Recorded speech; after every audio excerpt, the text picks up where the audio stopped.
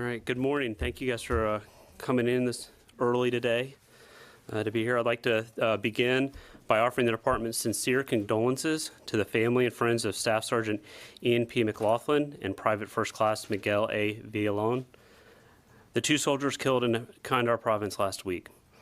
The soldiers were conducting operations as part of NATO's Resolute Support Mission. Deputy Secretary Norquist attended the dignified transfer of the remains earlier this week. The department is also mourning the loss of a soldier who died in a training incident in Arizona, and we extend our condolences to their family and friends. The department continues to make strides in standing up the U.S. Space Force. On Tuesday, Vice President Pence swore in General John Raymond as the first Chief of Staff of Space Operations. In doing so, General Raymond became the first official member and leader of the Space Force, marking a historic moment for the department. Yesterday, Secretary Esper and General Raymond briefed the President on progress in standing up Space Force.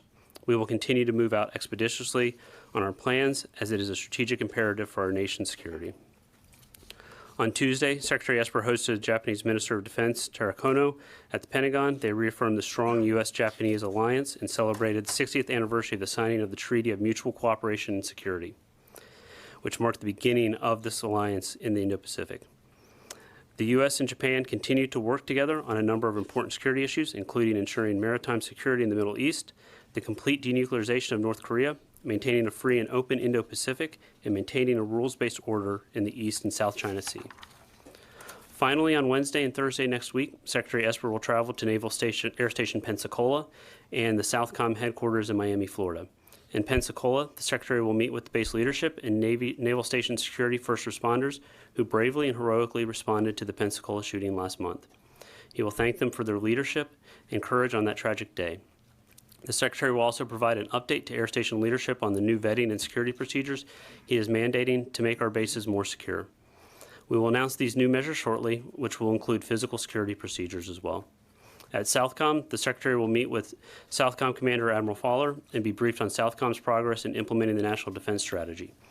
We share strong ties of democracy with our southern neighbors, and we look to strengthen those partnerships as global competitors who do not share similar values insert themselves into the region. The Secretary looks forward to a productive trip, his first of the new year. So with that, I'll take questions. Lita? Thanks, Jonathan. Two sort of quick updates. Can you tell us what indications, if any, the Pentagon has gotten from the Iraqis about whether or not they are backing away from this request to have the troops withdraw? And then secondly, you mentioned Pensacola. Can you just update us on where the training stands? Is the training being restarted, or has it been restarted already? And have these new vetting procedures, or has this actually started yet, or is it just in process? Okay. So with regard to Iraq, we're still in conversations with our Iraqi host. We continue to want to be a friend and partner to the sovereign and prosperous Iraq. At this time, there are no plans by the U.S. military to withdraw from Iraq. And I think it's been obvious, and the Secretary's touched on this a good bit, that the consensus in Iraq seems to be that the United States forces there are a force for good. Having the United States forces in Iraq allows NATO to be present as well to help with that counter-ISIS mission, as well as the training mission to support Iraqi security forces. So we've continued to push forward with that. We've got no additional indications I can share with you right now, but our hope and our goal right now is for U.S. security forces to remain in the region, remain in Iraq in an effort to help continue to push forward with securing and making Iraq a prosperous country.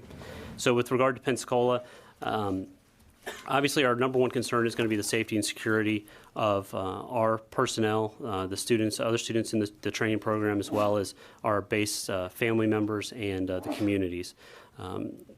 The tragedy in Pensacola has led to us to address the vetting. Previously, vetting had been handled by the host, by the home country of the students, as well as DHS and State Department. So we've taken an enhanced look at that on how we can use our resources and information we have to do an enhanced vetting and look through that, and that's what we've started to conduct. We've also looked at physical security measures. So I'm not going to get ahead of the announcements, which should be coming in the next couple days with regard to what those measures are, but looking at ways to ensure that students, foreign students who have access to our bases, that we're taking all appropriate steps. We owe that to our people. We owe that to the families. But we also want to ensure that this program continues. We believe that the International Military Student Training Program is incredibly valuable. We've seen over 1 million students from more than 150 countries over the last 20 years go through this program. And so we see that adds value in that they, whether it's learning English skills, improving the capabilities of their military so that when we are called to fight together, that they have capacity that can assist us, but also in terms of building relationships between them so that they understand our culture, that they have relationships with our leadership, so that as they progress through their own military, we have those friendships that we can call on. The training. Excuse me? Training. So with regard to training, as we've stated before, the training, classroom training is still continued. The question, I think yours is specific to whether the operational training is resumed. That's an announcement we'll likely have as to when that is in the coming days. I would just point out that over the holidays, much of the training was, regardless, was in a I don't want to say recess, but during the holidays, the training schedule is a little bit different. So we're looking forward to turning that back on in the coming days, but we should have an announcement for you soon. So, all right. Thank you. Last year, the department identified military construction projects that were having their funding diverted for the border wall, and explained that funding would be backfilled later because some of those projects weren't going to be awarded until this year. But now the President is reportedly wanting to get more military construction funds than they did last year.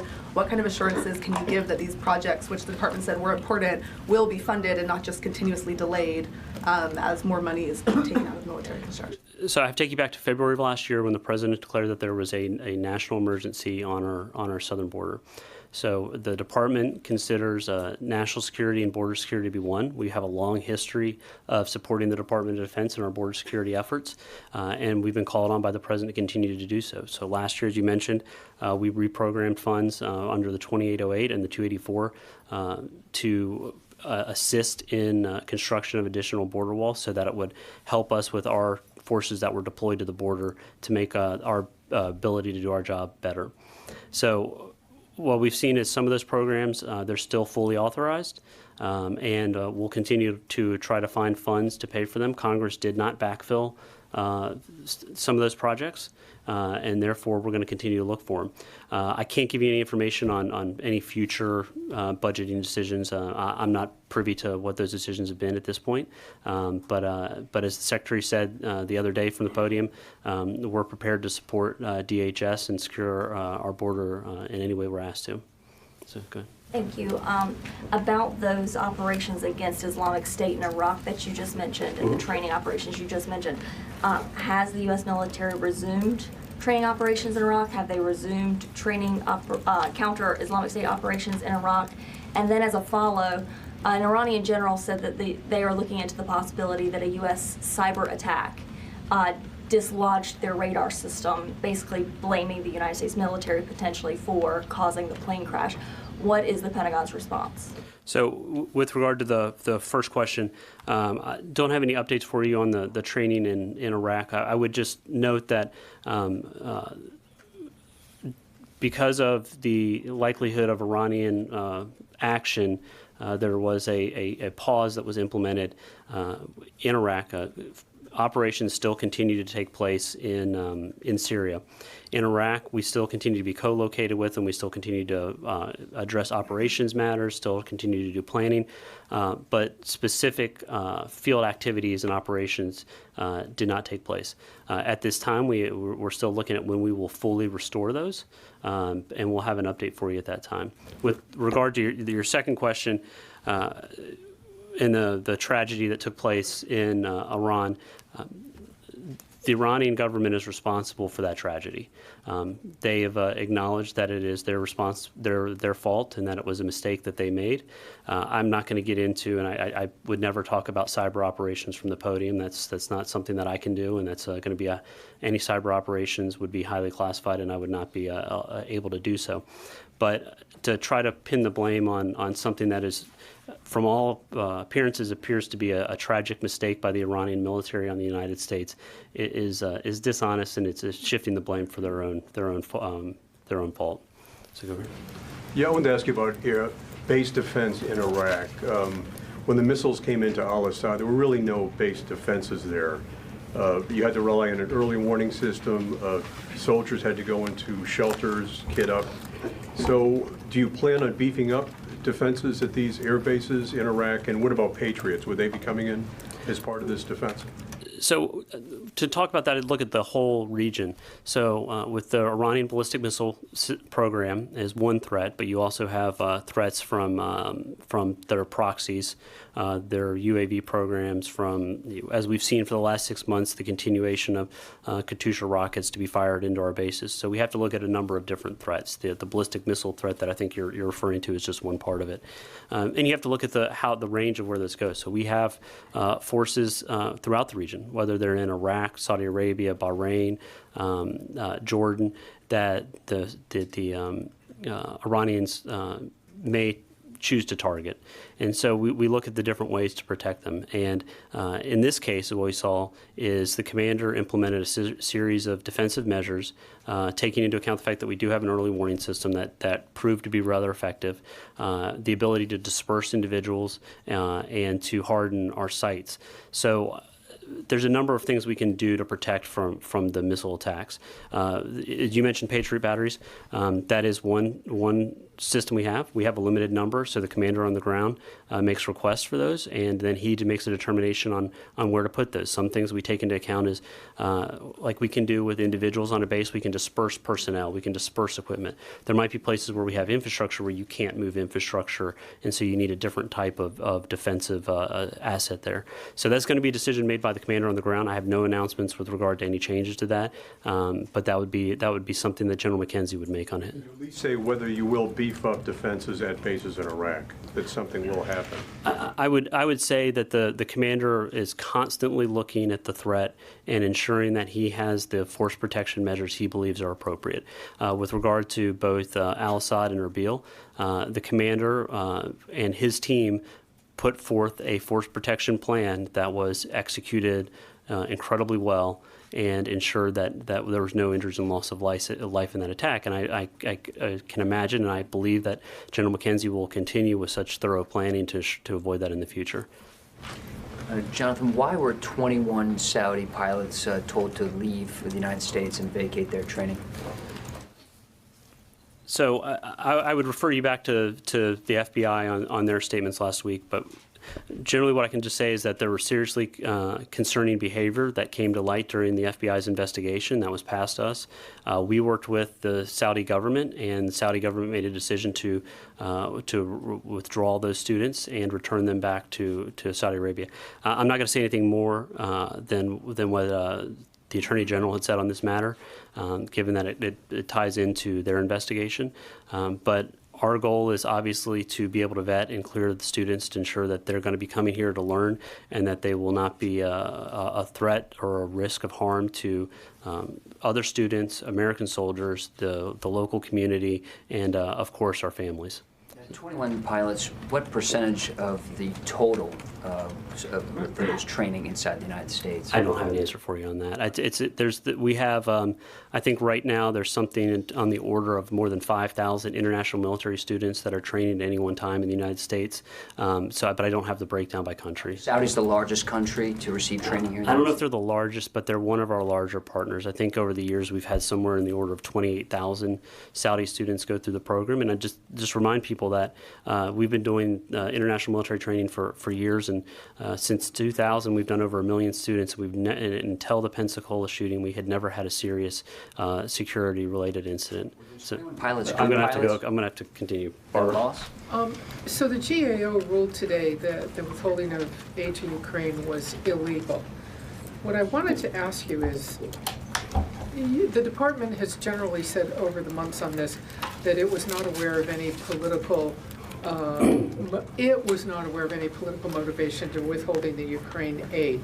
So that said, now that it's ruled illegal and everything that has transpired, my question is, what has DOD done, the Secretary or the Department, to ensure that it's better informed about what the White House is doing, that it is not caught up in this again, or it's involved in something that is now ruled illegal, that it did not, it says it didn't know had these political overtones? What have you done over these months now to improve the department's awareness of what the White House is doing in these types of areas? My other very quick follow-up, you also recently lost a U.S. service member in Kenya to an al-Shabaab attack.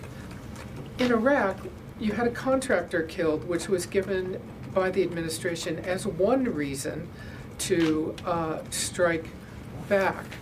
Why have we not seen a U.S. strike back at al-Shabaab, given that a U.S. service member was killed? So to your first question, I would just take you back to the Ukraine. I think we've talked about this extensively over the last few months.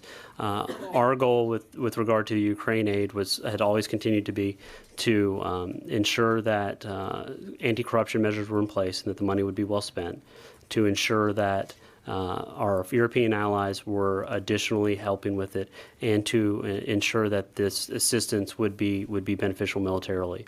So we went through that process to make a determination on the aid. We also looked to make sure that the aid was going to get out in the fiscal year as required by Congress, and for other than a very small part, that did happen, and that the aid got out with no detriment to our national security. I've been told that all of the aid is now obligated and out. So that was our goal with regard to the aid. I'm not going to get into what is obviously a highly politicized issue right now with regard to what others in the administration are doing on it.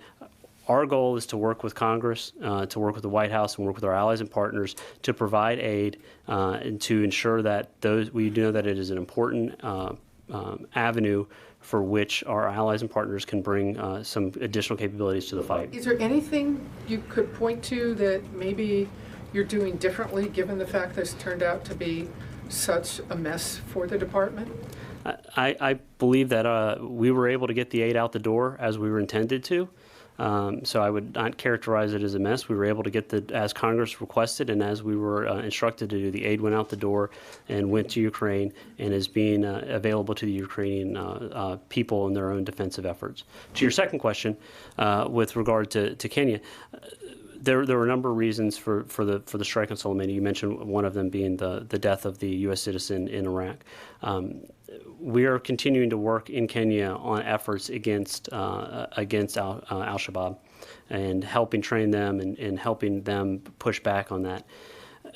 Another part of the Soleimani strike, though, is to look back at that extensive history and also look at the fleeting intelligence and the intelligence we had at the time that enabled us to act. So I can't speak to future operations against al-Shabaab, but I know that right now in Kenya we are working with our partners in Kenya, and we're working with our forces there to degrade that threat that's faced by terrorism in Kenya. So thank you, Jonathan. I have two questions, one on Iraq and one on Libya. So on Iraq, since the Iranian missile attack on Ain al-Assad, did you attract a change in the level of threats to U.S. troops and interest in Iraq by Iran or the militias in Iraq? I mean, are you assessing there are renewed threats or imminent threat for that matter? So you're referring to since the attacks on the missile attacks? Yes, that's one. And the second one on Libya. Today, Turkish President Recep Tayyip Erdogan said that, and I'm quoting, "We are sending our troops to Libya." Have you tracked any Turkish troop movements into Libya? And is Turkey coordinating with the Pentagon, especially that you have operations related to counterterrorism operations in Libya? So with regard to the first question on force protection or threats emanating after the strike, I think what you've seen after the Iranian strike, you've seen international community call for de-escalation. You've seen the Iranians come out and say that with varying degrees that they're looking to de-escalate. Our position has been continuously been that Iran needs to go through a diplomatic path. And so when they have economic or diplomatic concerns, they need to turn to a diplomatic path to address those and not to the military path. So we're continuing to push for that to happen. We've seen the E3 make a similar call to do so, but we've not determined that there is a lower threat. And I would refer you to CENTCOM, who's going to continue with our force protection posture in case of a follow-up or additional attack. We always, of course, are additionally concerned with not just Iranian state action, but Iranian proxy action with Kataib Hezbollah in Iraq. And there continued, I think there were 12 attacks since October of last year, rocket attacks, Katyusha rocket attacks on our forces in Iraq. And so we obviously have a high level of awareness of that potentially happening again, and we're taking force protection measures to deal with that. With regard to Libya, I don't really have any additional information for you on Libya. I have that I can share right now. There's just nothing that I have on regard to troop movements with that. Obviously, we would like to see the issue in Libya take a peaceful turn with a ceasefire and a better outcome for the Libyan people. So, good. Thanks very much, Jonathan. To try Iraq again, Adel Abdelmahdi said that that he, as caretaker prime minister, wouldn't make a decision about the fate of U.S. troops. You said earlier that you're still in conversations with your Iraqi host. Just a clarification, does that mean that you're talking to him and the current government, trying to convince them to announce that you can stay? Or are you content to wait? And then on the anti-ISIS training, I know you don't have an announcement, but is there any assessment on the impact of the pause at all, whether that had any impact on the mission?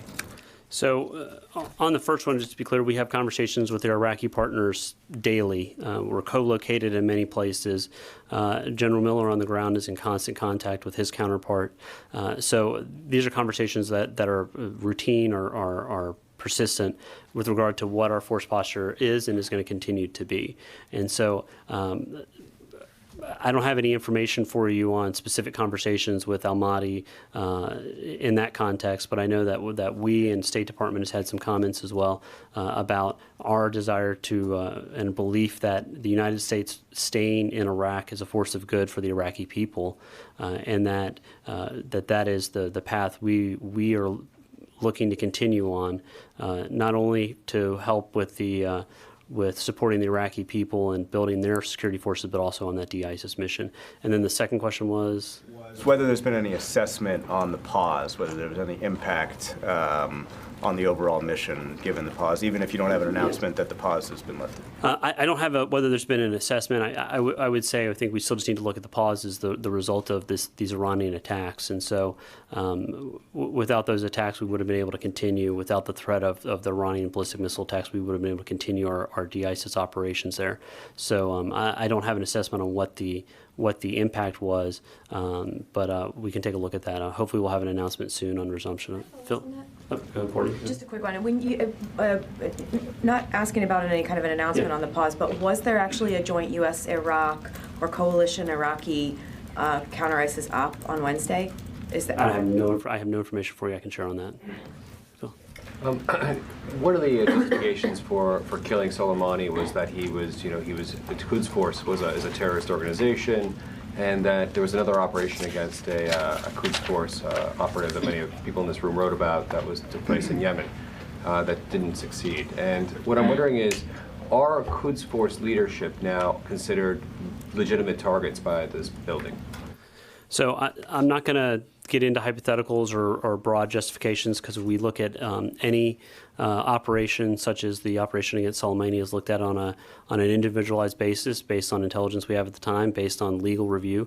Every decision like that goes through a thorough legal review by our attorneys in the building, and in the Soleimani case, based on Article 2 in the 2002 AUMF, made a determination. I don't really have any more information for you on a larger legal footprint with regard to just general members of the Quds Force.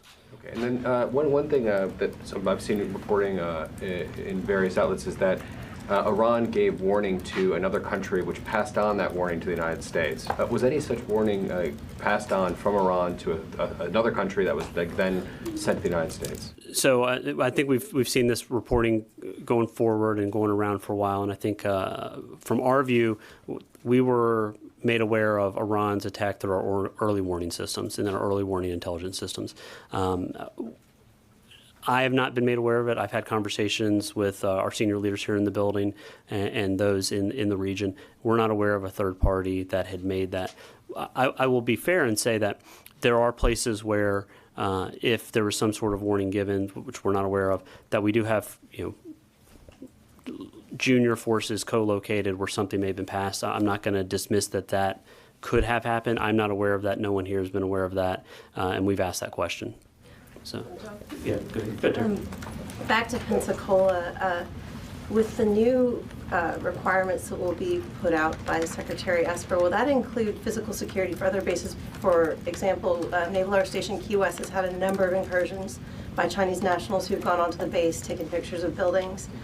So how comprehensive will this new, voice still coming back, regulation be? And then secondly, on Iraq, under what current agreement are U.S. troops operating in Iraq? Is it a signed agreement? Was it a verbal understanding? And so what are the steps forward for that presence to continue? So the second one's a little bit of an easier question. It's an exchange of diplomatic notes that has taken place.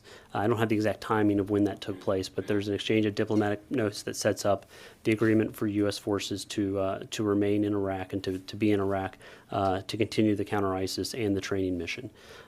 So with regard to Pensacola, the measures that are going to be put in place with regard to both additional screening, vetting, and physical will be nationwide or bases around the world for U.S. forces. So the issue in Key West, I think, was a little bit different. It dealt with more of just not somebody who was authorized to be on the base going to wrong areas or something like that. It was individuals who had no authority to be there, who attempted to either scale or circumvent our physical security measures and were apprehended. So I don't want to get ahead of the announcements on what those physical security measures will be, but I think that's a little bit of a different situation.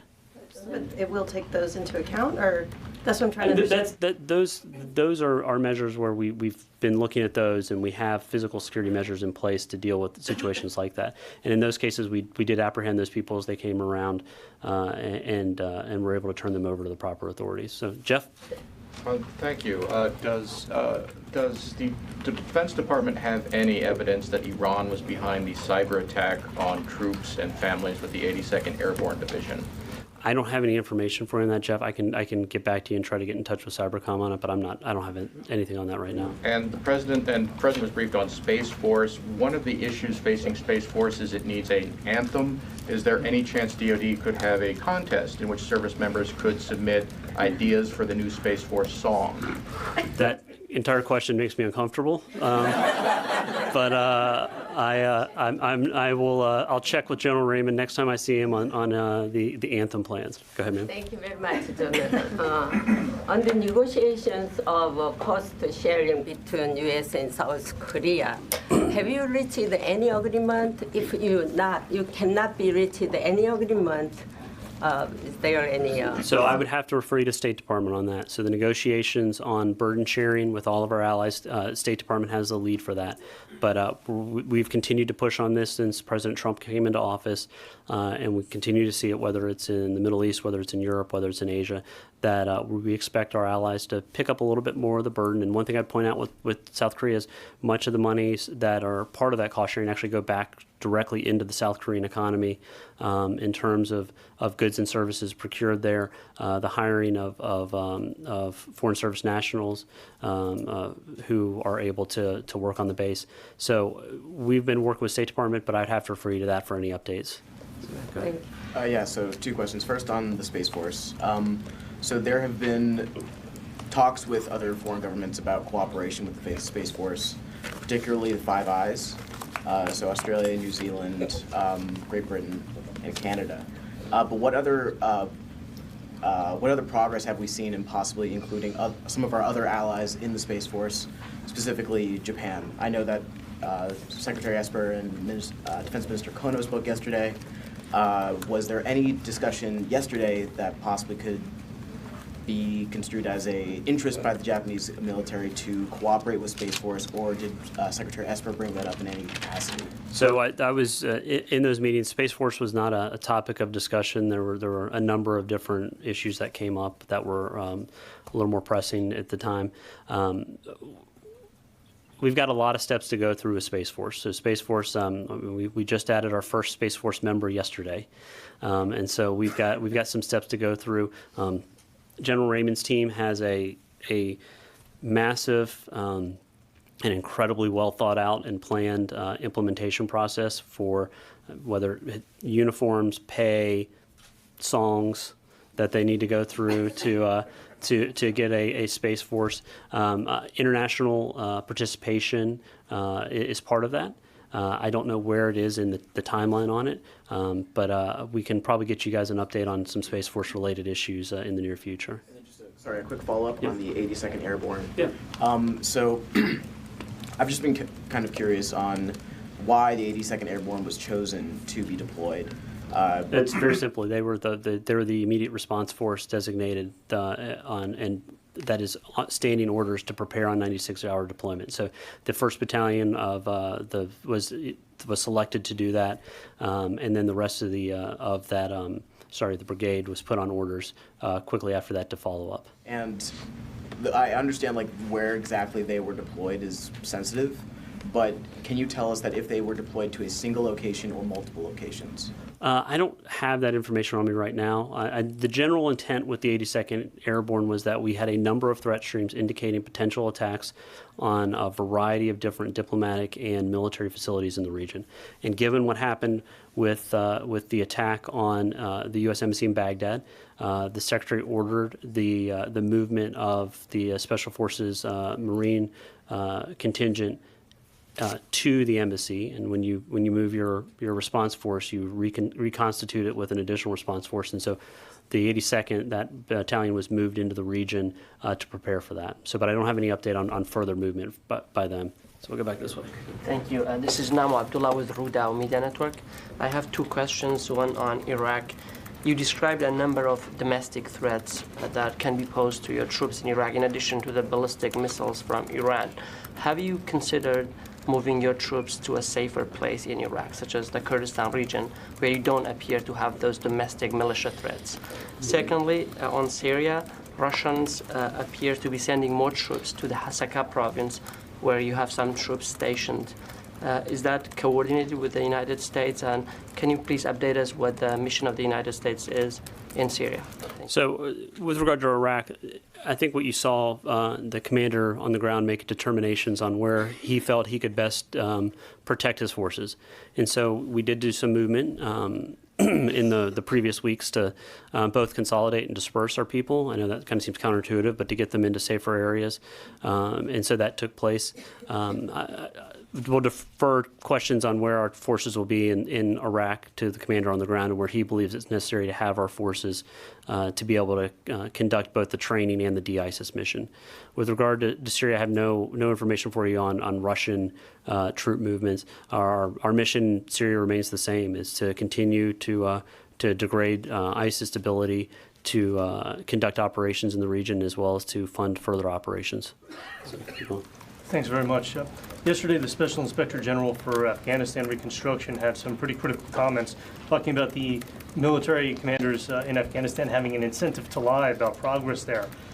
How concerned is the Pentagon about that criticism? Is anything being done to change the perception, at least, that there's that culture of misrepresenting what's going on? And what would you say to the American people about whether that goes beyond just Afghanistan? Is that an incentive? Does that incentive exist in places like Iraq as well?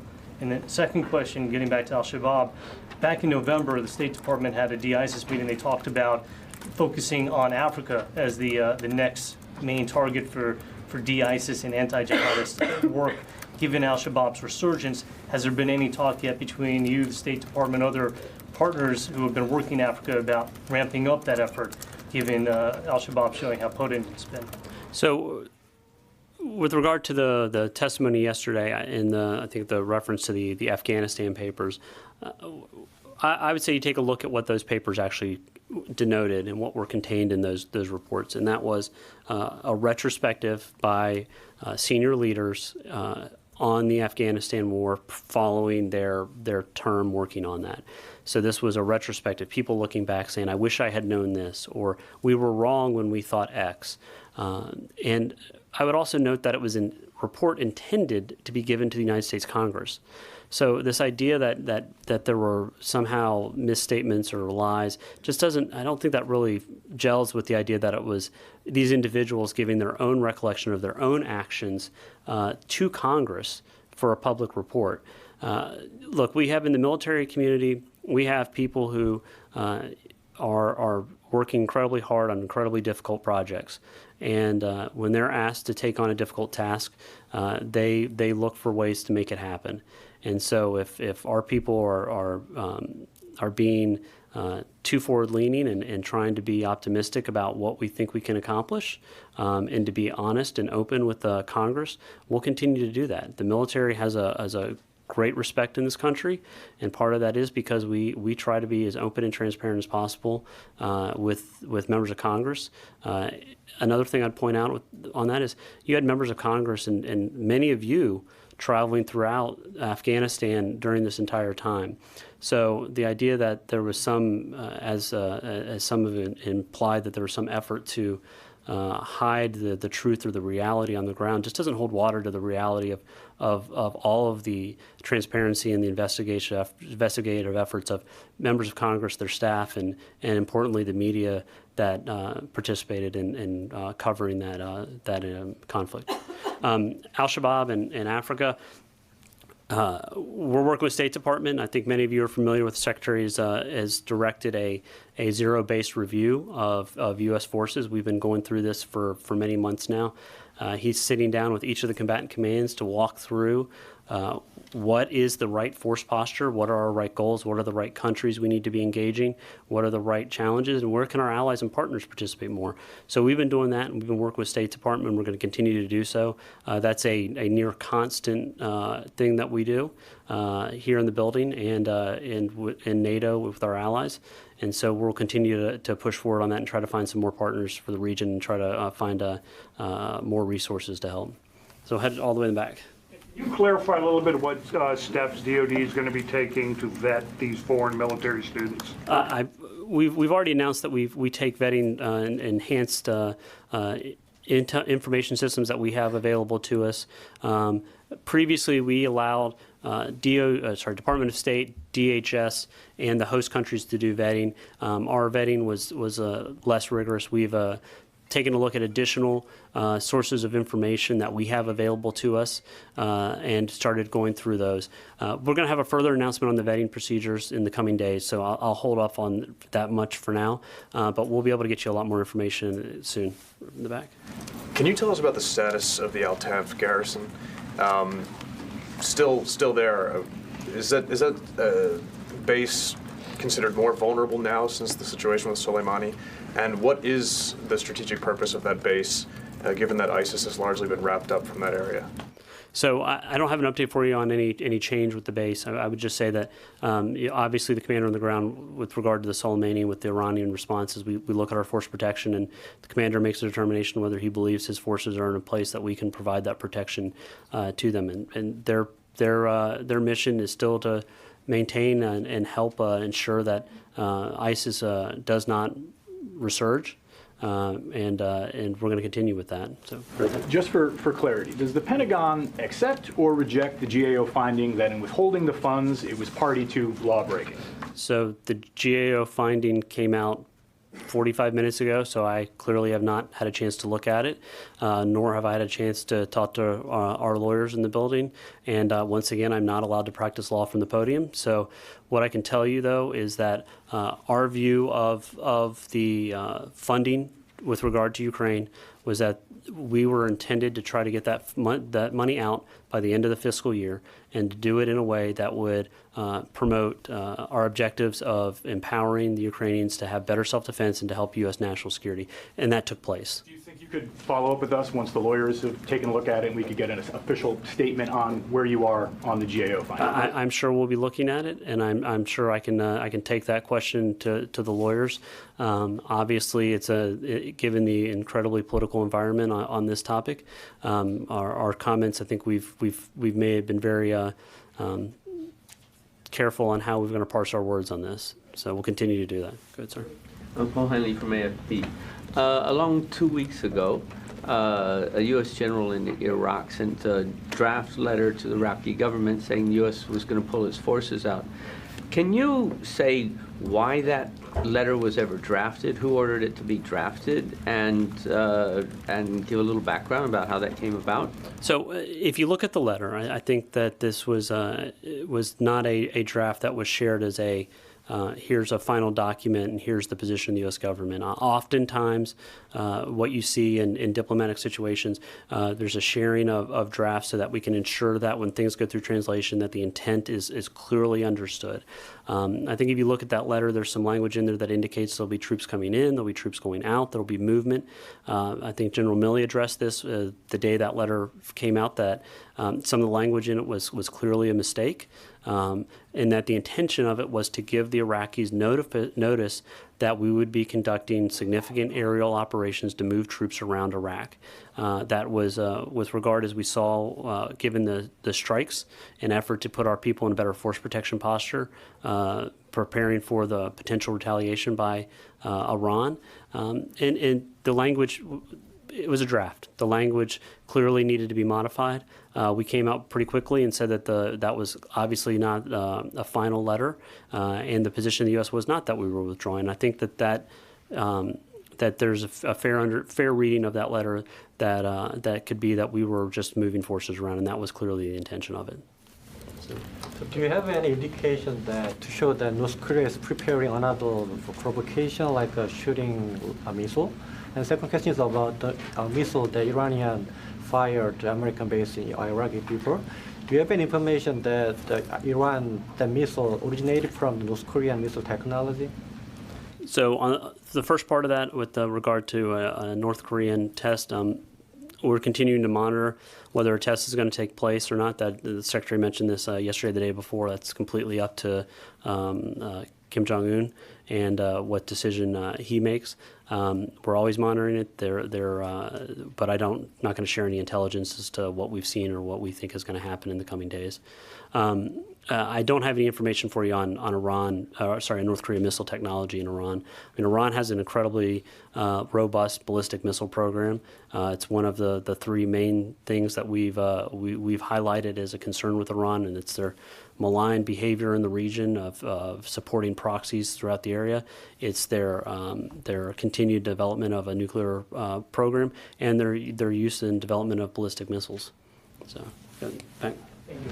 The Secretary has said the U.S. should focus more on China, potentially redeploying troops from Middle East to Indo-Pacific region.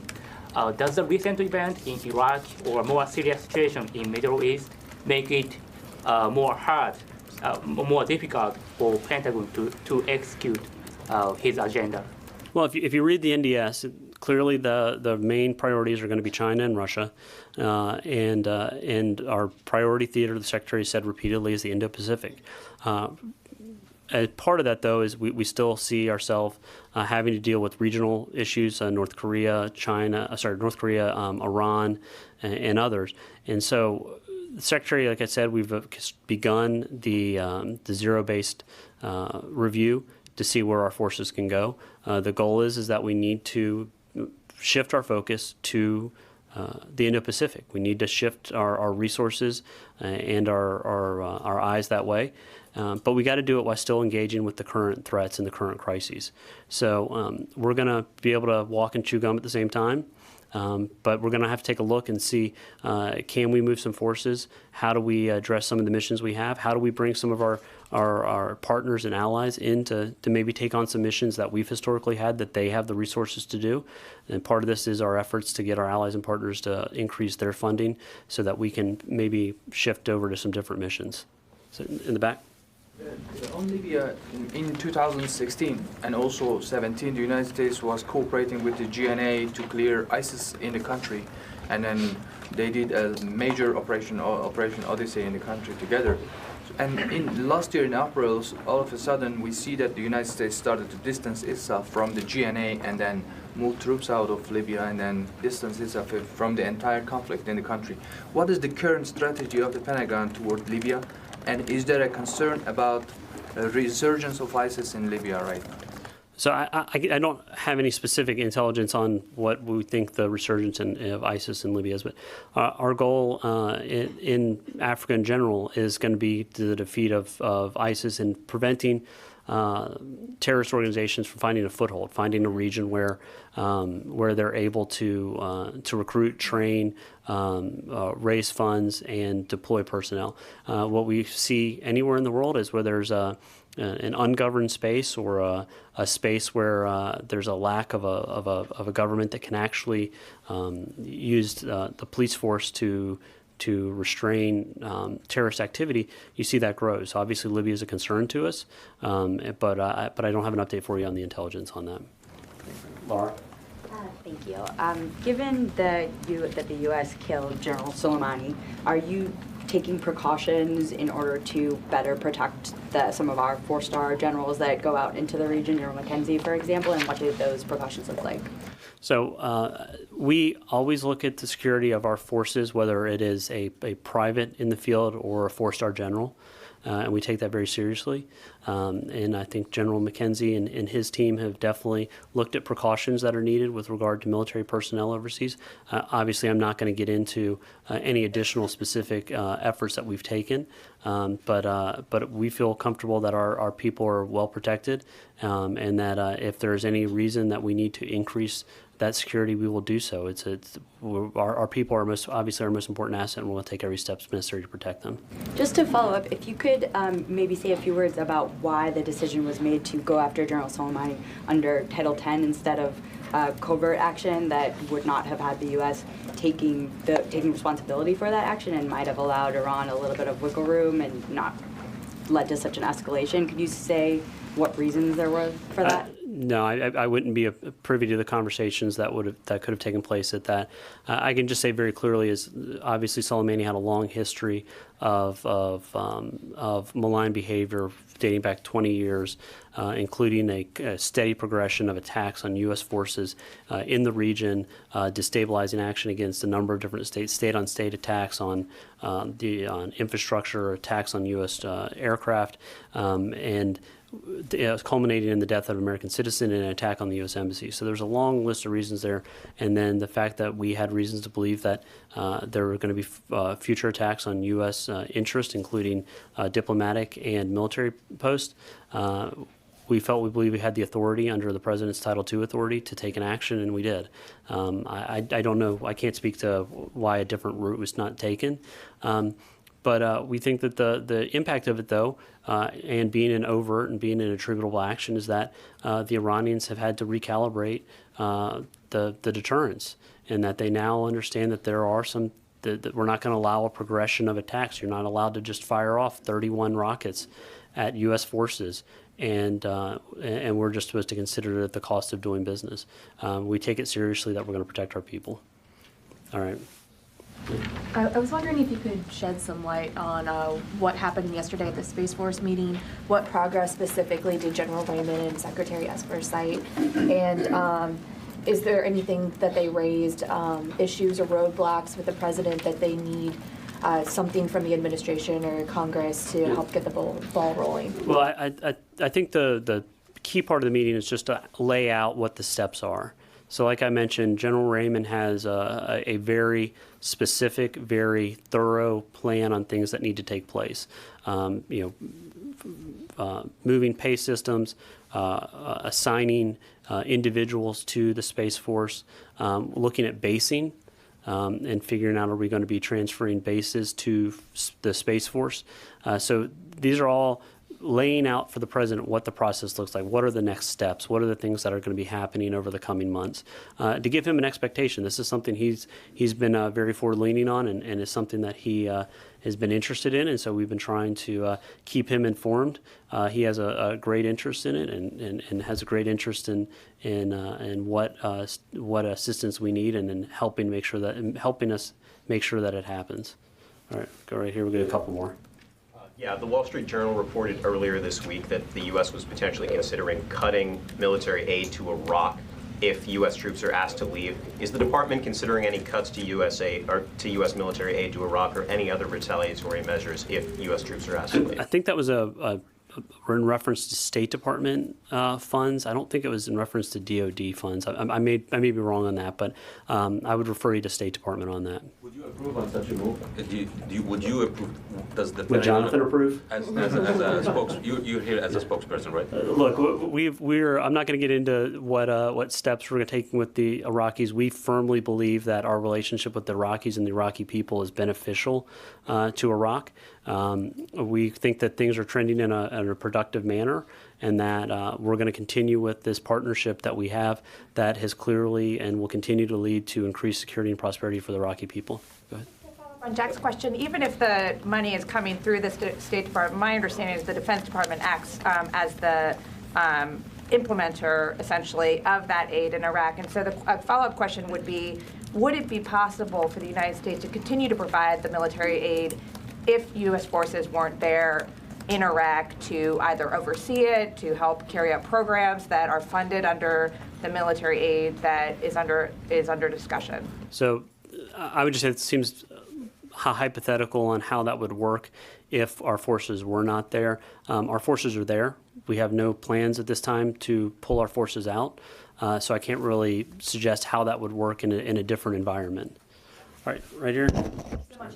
On U.S. forces staying in Iraq, can you let us know if there's a plan or discussion underway to re-hat U.S. troops under NATO auspices or any other kind of bilateral or multilateral prospect? At this time, I don't believe that's something that we're considering. I don't think it would actually be necessary. We have an agreement with the Iraqi government for U.S. forces to be there and conduct these operations. The president has noted that he would like to see increased efforts from NATO in the region. I don't know if maybe some different stories are getting conflated into what that looks like. But right now, our goal is to remain in the force posture we have there. We may adjust it based on what the commander tells us. If the commander says I can do more with less, and maybe these forces are needed elsewhere, we might make an adjustment.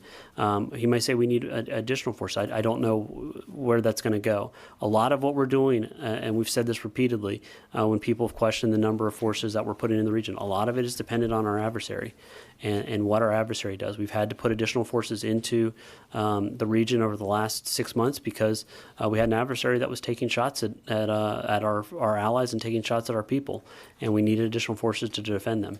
And so that may change, but I'm not aware of any plans to change the color of the patch on their uniform to meet some sort of Iraqi accounting goal.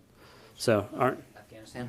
Sure. Absent a ceasefire or a peace deal with the Taliban, is the plan to pull some U.S. troops out of Afghanistan?